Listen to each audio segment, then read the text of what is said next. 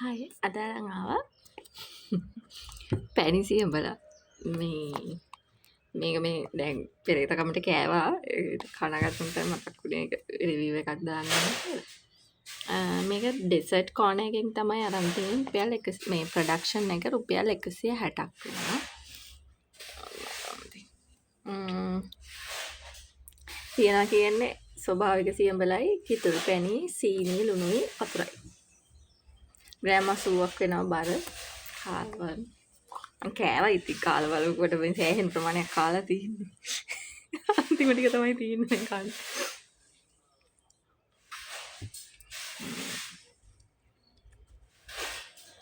මෙහෙම මේ දාලා තියෙන කිතුල් පැණිද කියන්න දන්නේ නෑ මම පැණි දාලා තියෙනවා අනේ ඇත්තම ඔරිජිනල් කිතුල් පැණිද කියන දන්නේ නැහැ පැන් රස එනවා හොඳට ඇත්තටම මට මේ කනකොට තේරුණේ අර මේ සියඹල හොඳ සියඹල හොඳයි කියන්නේ මේ හොඳයි කියන එක අදහස් කරන්නේ සියඹල ජාති දෙයක් තියෙන සමහර සියඹල ගස් තියෙනවා ඒවයි ඇත්තටම ඒ සියඹල වලම පැන් රසක් තියෙනවා සමහර ඒවා ඇඹුල් සාපේක්ෂව හොඳයකට පැණි රසත් එක්ක තියෙන සියඹල ගහක එකක් වෙන්න ඕන මේ අර පාවිච්චි කරලා තියෙන්නේ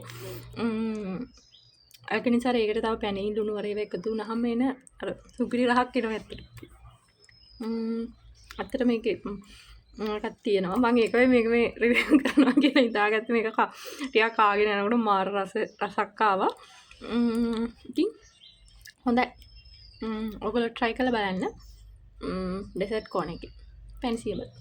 එන ගිහින් එන්න